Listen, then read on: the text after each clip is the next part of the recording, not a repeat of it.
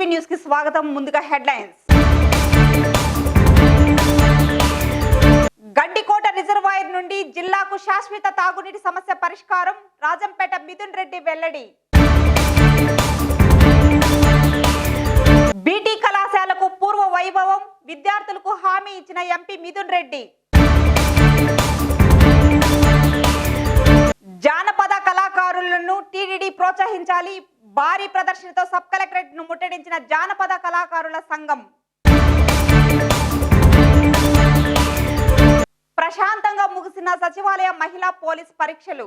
జిల్లాలో శాశ్వత తాగునీటి సమస్య పరిష్కారం చేపట్టేందుకు కడప గండికోట రిజర్వాయర్ నుంచి నీటి సరఫరా చేసేందుకు పనులు ప్రారంభం.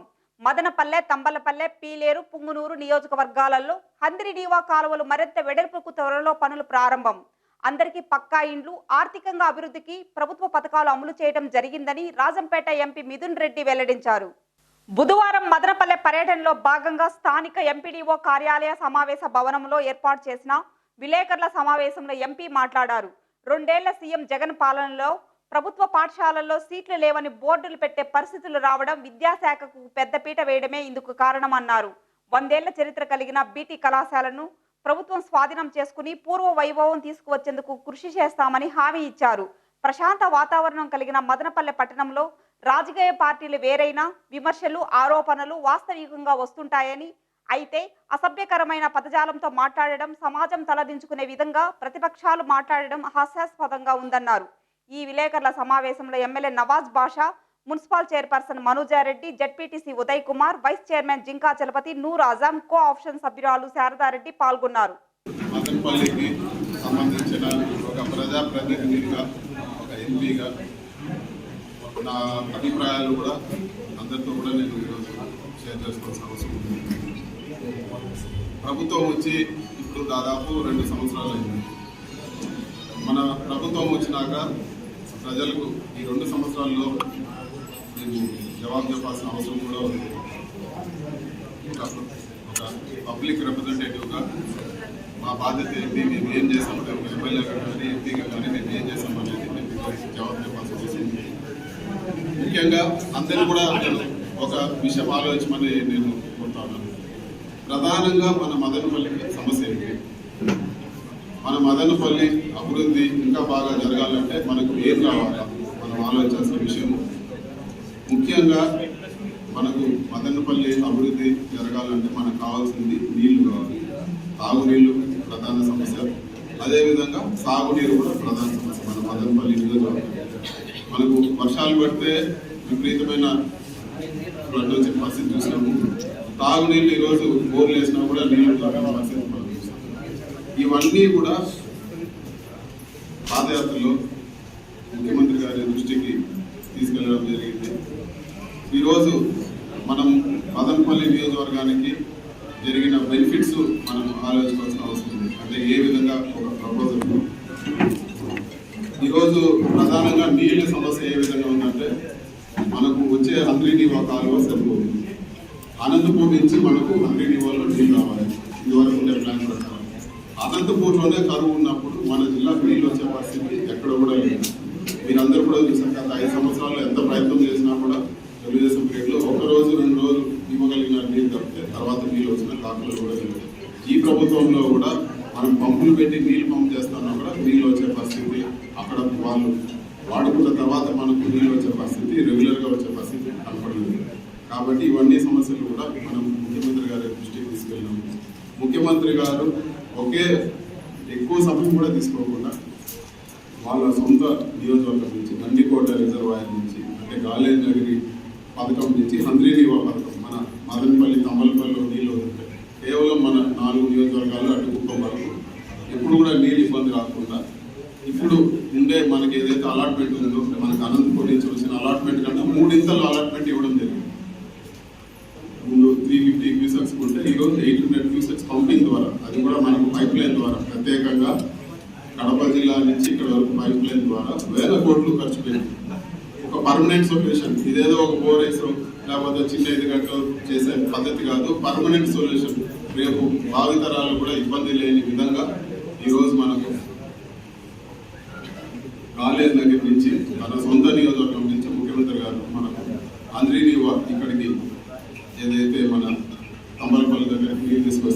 మదనపల్లి నుంచి మనకు మదనపల్లి కూడా నీళ్ళు వచ్చే విధంగా ఈరోజు ఒక మాట ఇచ్చినారు. మాట ప్రకారం ఈరోజు టెండర్ కూడా అయిపోయింది, పనులు కూడా ఈరోజు ప్రారంభమైంది. భారీ ప్రాజెక్టు ఖచ్చితంగా 2.5 సంవత్సరం పడుతుంది.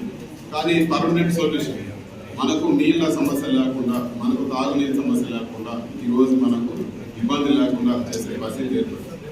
ఇంకా కూడా కాలువ సరిపోని పరిస్థితి.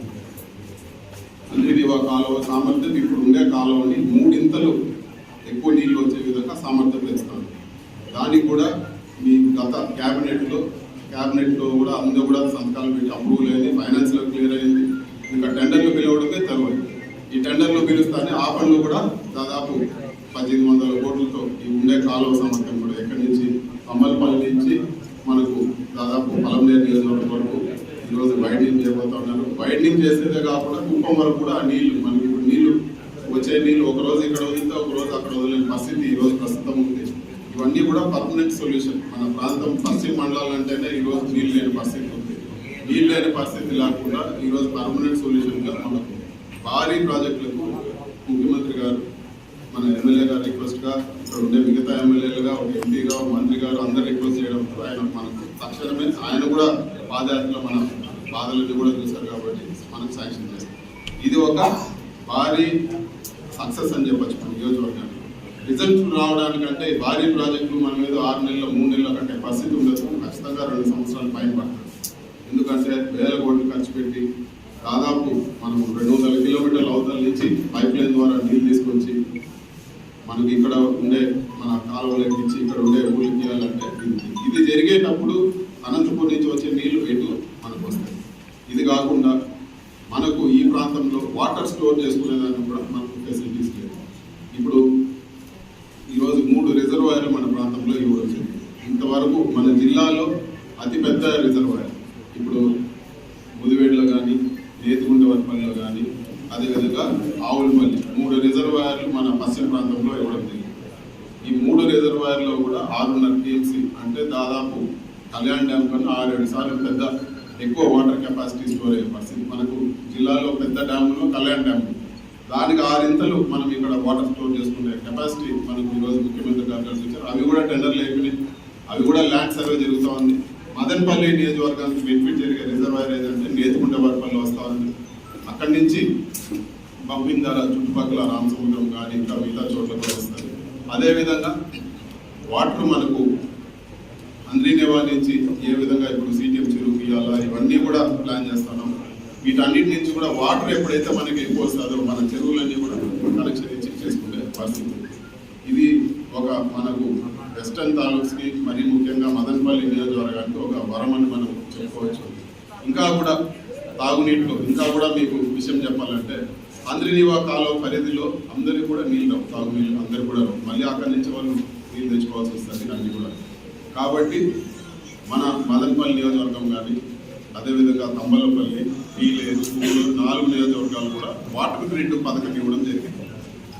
వాటర్ గ్రిడ్ పథకం అంటే ఏంటనేది కూడా మనం అర్థం చేసుకోవాలా. ప్రతి ఊర్లో కూడా ట్యాంకు లేని ఊర్లో ట్యాంక్ ఇచ్చి పైప్ లైన్ ద్వారా నీళ్ళు ఇచ్చి ఈ అంద్రినివాలో ఫ్లడ్ వచ్చినప్పుడు నీళ్ళు వస్తాయి, మళ్ళీ ఎక్కడన్నా స్టోర్ చేసుకోవాలి. కానీ కరువు ఉన్నప్పుడు కూడా మళ్ళీ కూడా ఇది కూడా పక్కన 200 కిలోమీటర్ల అవతల గండికోట రిజర్వాయర్ నుంచి మళ్ళీ దీనికి సపరేట్గా పైప్ లైన్ ద్వారా పంపింగ్ చేసి కరువు కాలంలో కూడా మనకు ప్రతి ఊరు కూడా నీళ్ళు వచ్చే విధంగా వాటర్ గ్రిడ్ ప్రాజెక్టు మనకు ముఖ్యమంత్రి గారు శాంక్షన్ చేయడం జరిగింది. త్వరలోనే ఫైనాన్స్ డిపార్ట్మెంట్ అనుమతులు కూడా పొందింది. బ్యాంక్ టైప్ అవుతానే వీటికి కూడా టెండర్లు పిలుస్తారు. ఇది కూడా దాదాపు 2-2.5 సంవత్సరం పడుతుంది. పనులు అయితే వచ్చే 3-4 నెలల్లో పనులు కూడా మొదలవుతాయి. సో ఇంత మనకు ప్రధాన సమస్య ఈరోజు మనకు వాటర్, సాగునీరు కానీ తాగునీరు కానీ ఇంత కూడా పర్మనెంట్ సొల్యూషన్ ఎప్పుడు కూడా మనకు ఇబ్బంది లేకుండా ఉండే విధంగా ఈరోజు ముఖ్యమంత్రి గారి ఆశీస్సులతో ఎంత నిధులు ఇబ్బందులు ఉన్నా కూడా ఆయన ప్రత్యక్షంగా ఇక్కడ మన ప్రాబ్లమ్స్ చూసినారు కాబట్టి ఈరోజు ఇక్కడ మనకి ఇంత నిధులు పెట్టి ఇంత అభివృద్ధి కార్యక్రమాలు జరుగుతూ ఉన్నాయి. మనం ఇవన్నీ కూడా ప్రజలు తెలుసుకోవాల్సిన అవసరం ఉంది. మనకి మెడికల్ కాలేజ్ ఇదివరకే ఓపెనింగ్ జరిగింది. మెడికల్ కాలేజ్ పనులు కూడా స్పీడ్ అందుకుంటాయి. మన ప్రాంతంలో మదనపల్లికి మెడికల్ కాలేజ్ వచ్చి ఈరోజు ఒక గుర్తింపు వస్తూ ఉంది. ప్రభుత్వ మెడికల్ కాలేజ్ భారీ ఏరియాలో, అది కూడా శానిటోరియంలో మంచి ల్యాండ్ ఉంది. బ్రహ్మాండంగా అక్కడ మన పిల్లలందరూ కూడా భవిష్యత్తులో చదువుకునే అవకాశం ఉంటుంది. అదేవిధంగా ఈరోజు మదనపల్లి నియోజకవర్గంలో మన ఎమ్మెల్యే గారు పట్టుబట్టి ఈరోజు దాదాపు 100 కోట్ల రోడ్లు ఈరోజు జరగడం జరిగింది. గత ఏ ముఖ్యమంత్రి కూడా చేయనన్ని ఇల్లులు ఈరోజు హౌసింగ్. ఒక ఇల్లు కట్టాలంటే, ఒక పేదల్లో ఒక ఇల్లు కట్టాలంటే 10,000 15,000 జీతాలు వచ్చేవాళ్ళు, 20,000 జీతాలు వచ్చేవాళ్ళు అత్యధికంగా ఉన్నారు మనకి ఇక్కడ. అలాంటి వాళ్ళు ఒక ఇల్లు 5-6 లక్షలు పెట్టి ఇల్లు కట్టాలంటే ఈరోజు సాధ్యం కాదు, వడ్డీ కూడా కట్టుకోలేని పరిస్థితి. అలాంటి వాళ్ళందరూ కూడా వేల సంఖ్యలో ఈరోజు ఇల్లులు కూడా ఈరోజు కూడా అధికారులకు ఎమ్మెల్యే గారు కూడా చెప్పడం జరిగింది, నేను కూడా చెప్పడం జరిగింది. ఎలిజిబిలిటీ ఉండి ఏ ఒక్కరికి కూడా ఇల్లు లేకుండా ఉండకూడదు, అందరూ కూడా ఇల్లు ఇవ్వాలి. అడ్మిషన్లు మేము ఇంకా తీసుకోలేము, గవర్నమెంట్ స్కూల్లో మేము ఇంకా పిల్లలని ఎక్కువ తీసుకోలేమని బోర్డులు పెట్టడం జరిగింది. కుమ్మూరులో పెట్టడం జరిగింది, మదనపల్లిలో కూడా 2-3 చోట్ల పెట్టడం జరిగింది. ఒక ప్రభుత్వ పాఠశాలలకు ఇంత విలువ కల్పించినారంటే ఈ ప్రభుత్వంలో చదువు చిన్న బిడ్డల నుంచి, చిన్న పిల్లలకు ఓట్లు లేవు, చిన్న పిల్లలకు ఓట్లు ఉండవు, అమ్మఒడి ఇచ్చే పిల్లలకు ఓట్లు ఎక్కడ ఉంటాయి, ఓట్లని ఇవన్నీ చూడకుండా సమాజంలో మార్పు రావాలి, అందరూ కూడా బాగుపడాలి. ఈరోజు చదువు పూర్తి ప్రాధాన్యత ఇస్తున్నారు.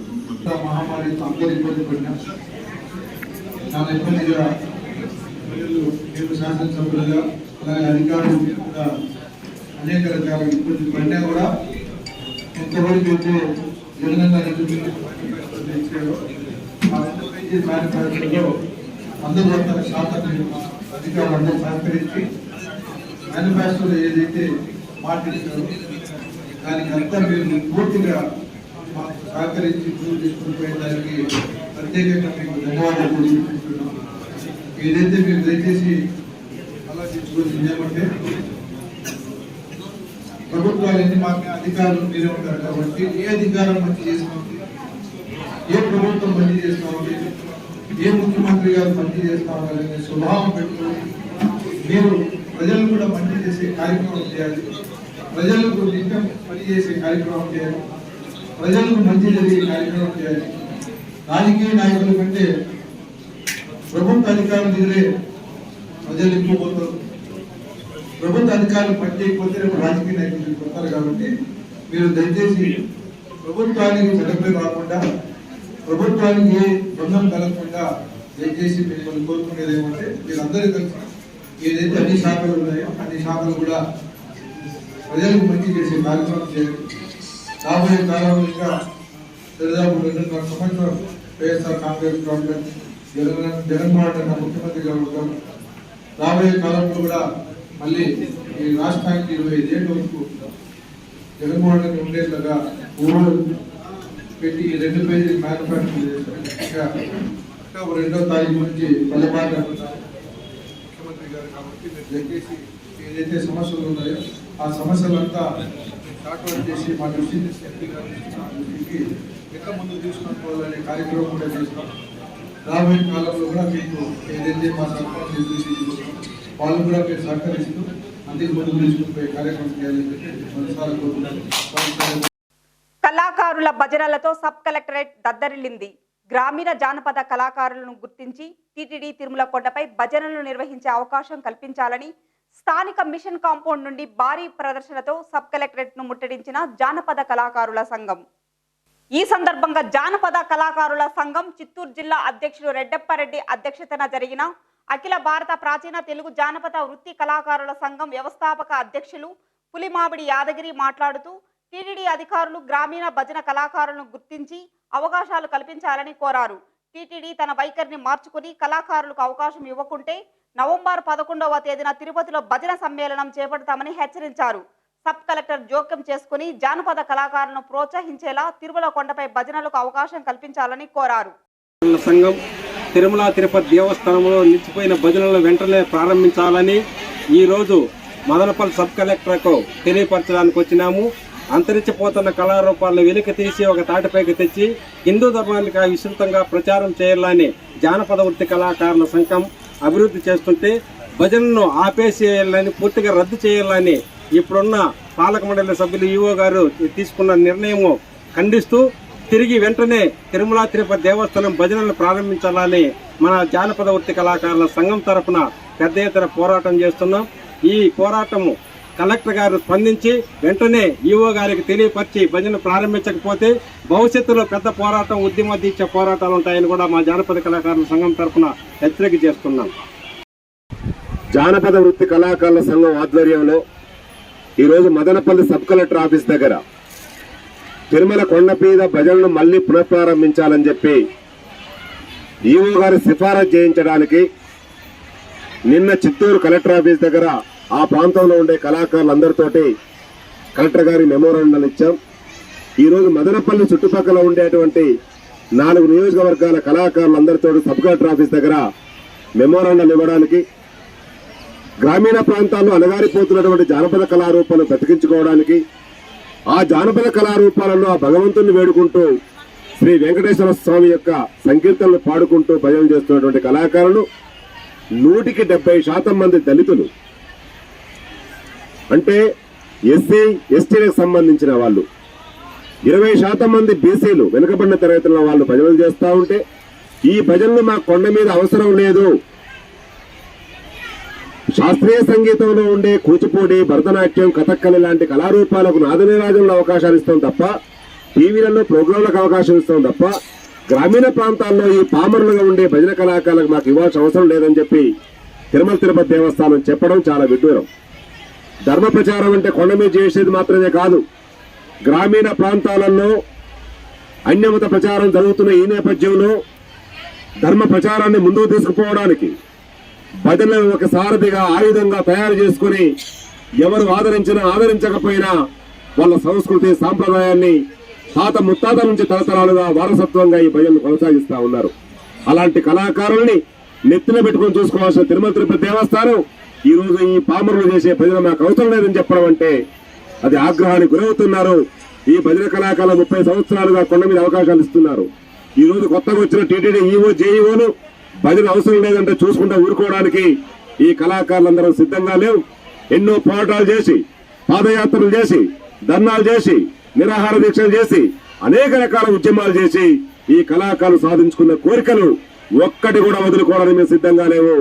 ఇక్కడ కలెక్టర్ గారు సిఫారసు చేసిన ఈఓ గారు వినకపోతే మేమందరం ఈఓ దగ్గరికే వచ్చి అవసరం అనుకుంటే తిరుమల కొండెక్కైనా ఆ స్వామివారి దగ్గర మా భజనలు సంకీర్తనలు పాడుకుంటూ మా సమస్యల పరిష్కారం అయ్యేంత వరకు ఒక్కడు కూడా వెనక్కి వేయమని చెప్పడానికే ఈ రోజు భజన కళాకారులు ఇక్కడికి వచ్చారు. ఈ యొక్క సబ్ కలెక్టర్ గారు కూడా మా మొర ఆలకించి మా విన్నపాన్ని విని మా సమస్య పరిష్కారానికి సిఫారసు చేయాల్సిందిగా మేము కోరడానికి ఇక్కడికి వచ్చాం.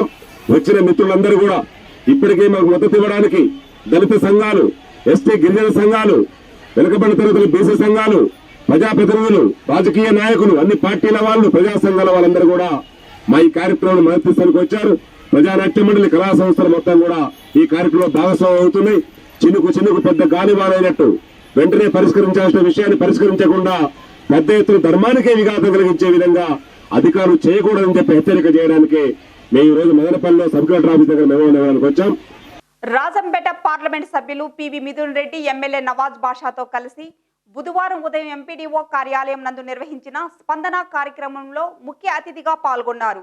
ప్రత్యేకంగా ఎంపీ రాక సందర్భంగా నిర్వహించిన స్పందన కార్యక్రమానికి అధిక సంఖ్యలో వచ్చిన ప్రజల నుంచి సమస్యలు, అర్జీలను ఎంపీ తీసుకుని పరిశీలించి సంబంధిత అధికారులతో మాట్లాడి సమస్యలను వెంటనే పరిష్కారం చేయించాలని సంబంధిత అధికారులను ఆదేశించారు.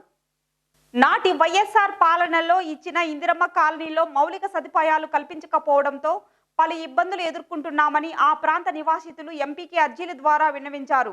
అదేవిధంగా నాటి వైఎస్ఆర్ సీఎంగా ఉన్న పాలనలో పట్టణ ప్రజల దాహార్తి తీర్చడానికి వలసపల్లి పంచాయతీ, బండకిందపల్లి, నాయనవారిపల్లి కాలనీ రైతులకు సంబంధించిన బంజరు భూములు తీసుకుని నేటి వరకు పరిహారం చెల్లించలేదని, అదేవిధంగా ముంపుకు గురి అవుతున్న నాయనవారిపల్లి కాలనీ నివాసితులకు ప్రత్యామ్నాయంగా ఇల్లు నిర్మించి ఇస్తామని చెప్పి ట్యాంకు నిర్మాణం పూర్తి చేశారని, అయితే ప్రత్యామ్నాయ మార్గం కల్పించకపోవడంతో నేడు కురుస్తున్న వర్షాలకు మా గ్రామం ముంపుకు గురి కావడం ఖాయమని ప్రభుత్వం ఆదుకోవాలని ఎంపీకి విన్నవించారు.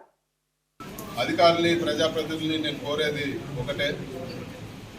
అధికారులు కూడా మరి ముఖ్యంగా చెప్పే విషయం ఏమంటే ప్రజాప్రతినిధులకు గౌరవం ఇవ్వాలా, ప్రజాప్రతినిధుల్ని పూర్తి కాన్ఫిడెన్స్లోకి తీసుకొని పంచాయతీ సర్పంచ్ కానీ, ఎంపీటీసీ కానీ, మండల అధ్యక్షులు కానీ, కౌన్సిలర్ కానీ అందరినీ కూడా పూర్తి కాన్ఫిడెన్స్లోకి తీసుకొని వాళ్ళ ద్వారా ప్రజలకు ఎక్కువ పథకాలు పథకాలన్నింటిలో కూడా ఎక్కువ మంది భాగస్వాములు అయ్యే విధంగా మన పనితీరు ఉండాలని చెప్పి కూడా అందరిని కూడా రిక్వెస్ట్ చేస్తాను. మరీ ముఖ్యంగా హౌసింగ్లో ఏ ఒక్కరు కూడా ఇల్లు రాలేదు, ఎలిజిబిలిటీ ఉండి ఇల్లు రాలేదనే పరిస్థితి ఉండకూడదు.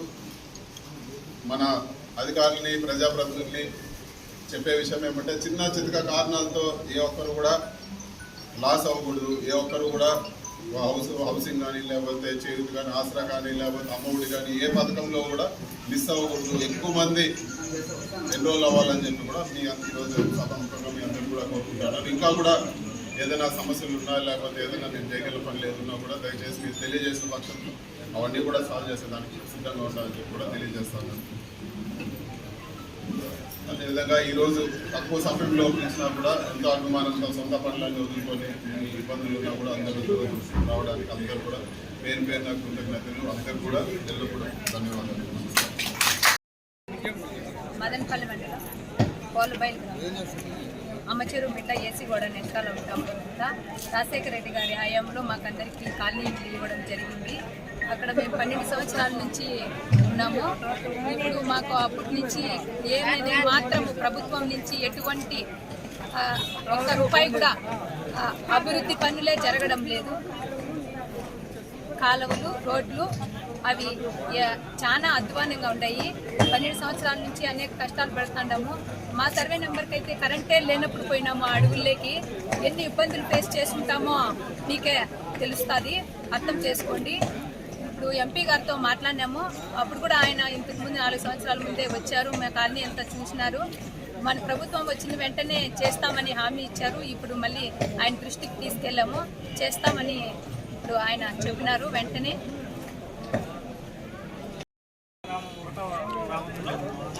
గల వైఎస్ఆర్ కాలనీ కాలువలు, డ్రైనేజీ కాలువలు, రోడ్డుకు అడ్డంగా పోల్మాన్లు తీయాల్సిందిగా కోరుతున్నాం.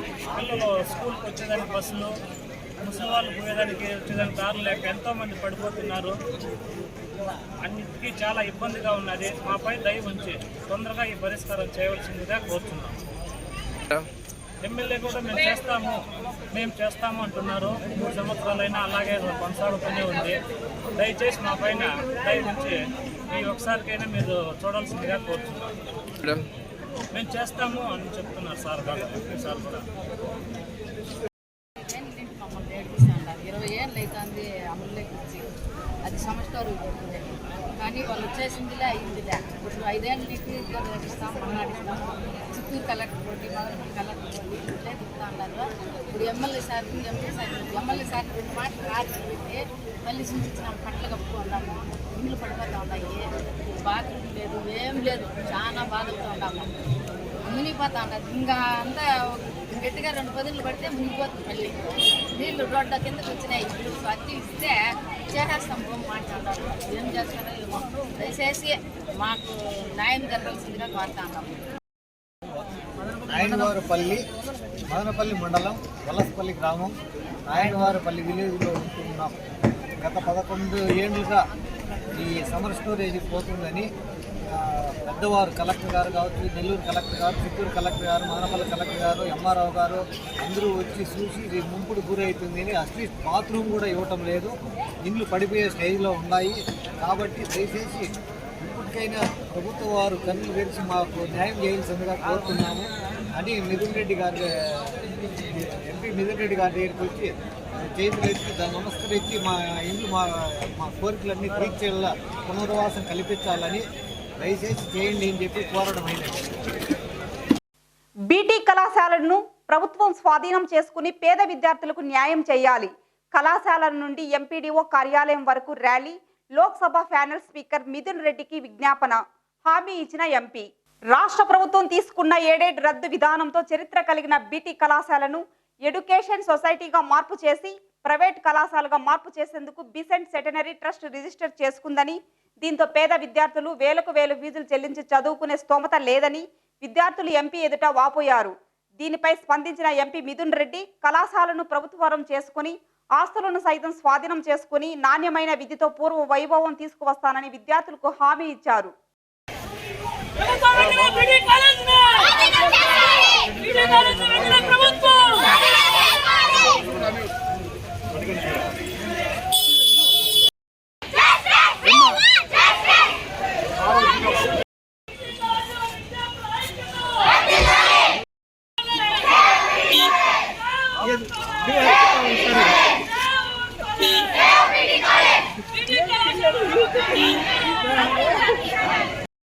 ఈరోజు మన పట్టణానికి ఇంకా ఒక ముఖ్యమైన సమస్య ఏముందంటే మదనపల్లికి ఒక రికగ్నిషన్ వచ్చింది పీటీ కాలేజ్.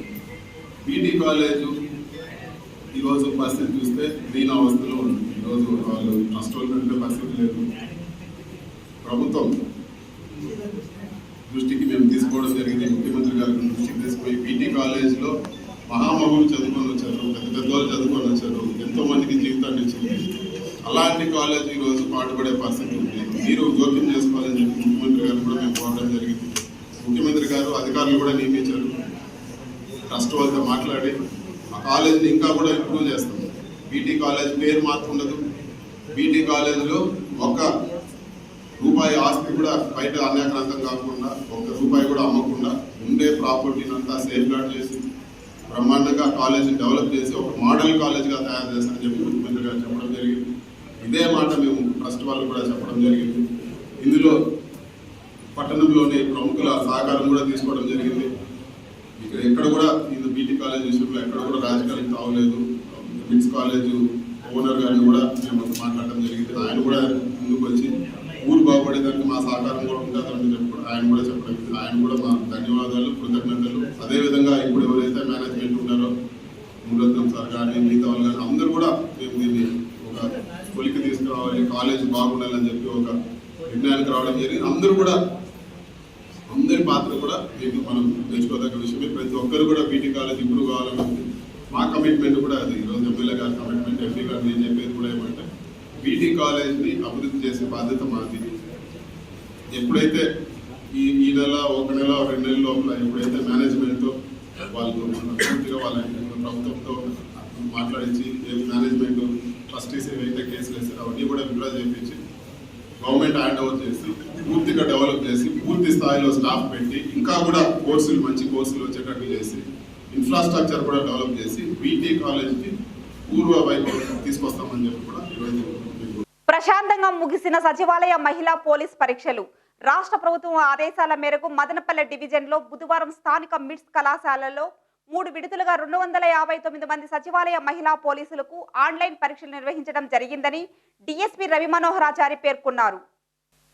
పరీక్షల్లో అత్యధిక మార్కులు సాధించిన అభ్యర్థులకు ఎస్పీ ఆధ్వర్యంలో ఉద్యోగాలు భర్తీ చేస్తామని తెలిపారు. ఎలాంటి అక్రమాలకు తావు లేకుండా 3 సిఐలు 4 ఎస్ఐలు ఆధ్వర్యంలో గట్టి బందోబస్తు నిర్వహించామని సూచించారు.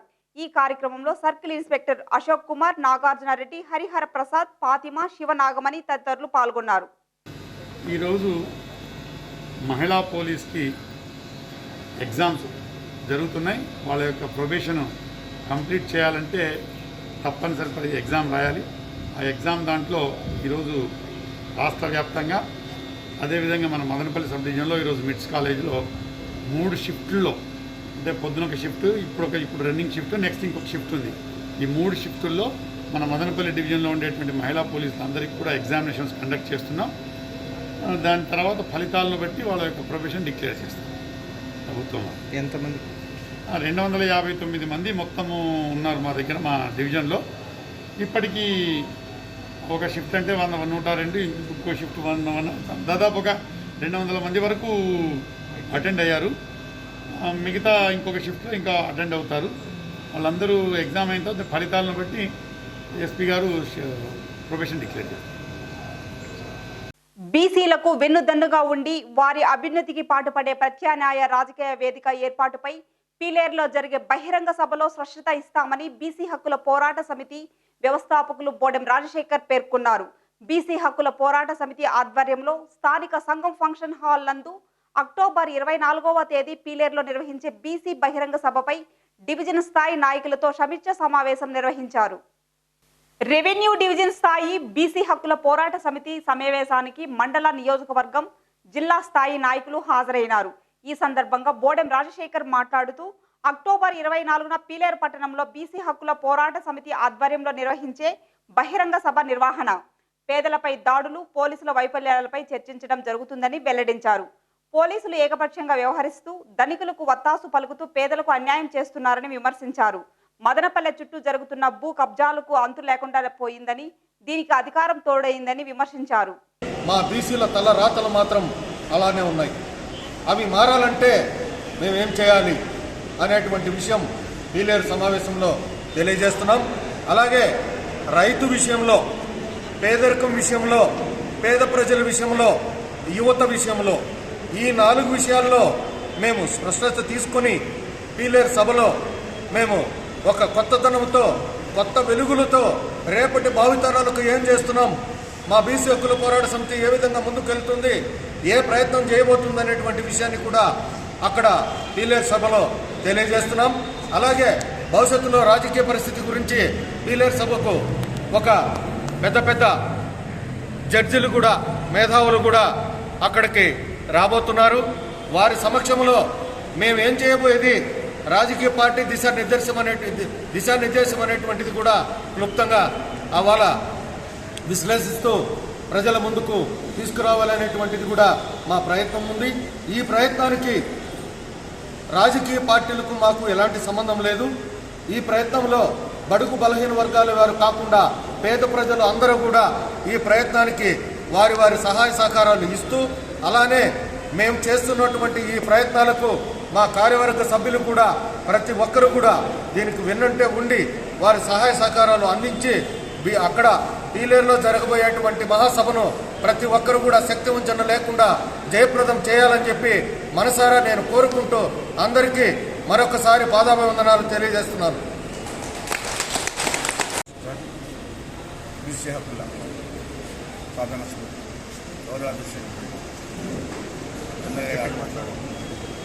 ఈరోజు ఈ మదనపల్లి ఈ సమావేశాన్ని ఏర్పాటు చేసినటువంటి రాష్ట్ర అధ్యక్షుడు ఓడెం రాజశేఖర్ గారికి సమావేశానికి ఆహ్వానించిన వెంటనే వివిధ మండలాల నుంచి వచ్చినటువంటి ప్రతి ఒక్కరికి పేరు పేరున్న ధన్యవాదములు.